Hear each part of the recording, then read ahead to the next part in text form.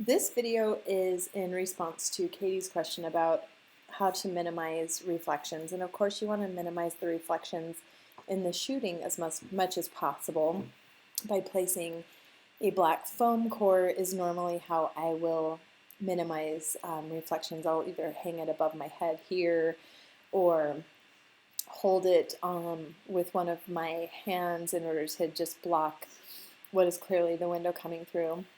But if you didn't have time or didn't notice that you were going to have a reflection, I noticed that I had a pretty killer reflection today. So I have a window here, and obviously there's this whole section of reflection that is bonking out of the side of this jar. So when I get it to the point where I'm pretty happy with the edit, I still have this pretty wicked reflection. So I wanted to show you a couple of the things that I do in Lightroom to minimize these white spots on glass, or in Katie's instance, it would be a teapot.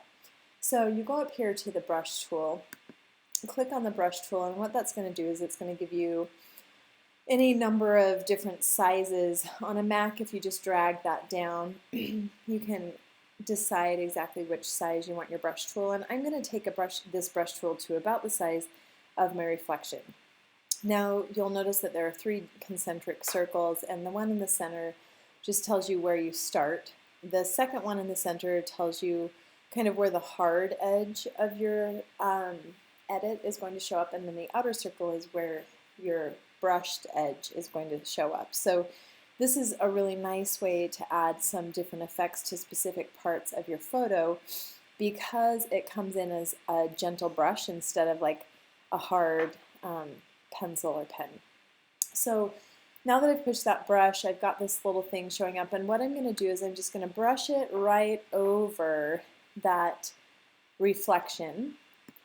And I already have a couple of automated effects. So my go-to brush is like a Skin Smooth, but we actually want to customize this. And so the first thing that we want to do is change the exposure. And so I'm just going to change it to an exposure brush. My exposure brush is typically set to brighten it, but from here you can just start tinkering with the brush. As long as you apply the brush, you can custom create the brush into any way that you want. So what I'm going to do is I'm going to pull the exposure down on the section ever so slightly. You can see it's at negative 0.12. And then I always pull the highlights way down. And sometimes I'll pull the shadows down, but you sometimes have to play with this because pulling highlights and shadows down will create this black foamy grossness that you see. I don't want that. So I'll just kind of pull this until it's not blatantly obvious. And then the next 2 tricks that I almost always find work are I will pull the contrast way up, and then I'll just kind of edit and tinker then until you can't see a really obvious line there. And then I'll also pull the clarity way up. And what that does is that will typically pull the whites out enough that it starts to really minimize the way that looks. Sometimes you can pull the whites down, but you can see that we're getting this outer glow. So if I'm like, this is close, but it's not quite there, what I'm going to do is hover over that center dot where I started my brush, and let's just delete it, and it will go away. So maybe I want to take this a little bit smaller and draw right into where that reflection is showing up. And then let's go ahead. So again, my outer brush is applied, no big deal. I'm just going to start tinkering a little bit with each of these settings until I'm happy with the way that it looks.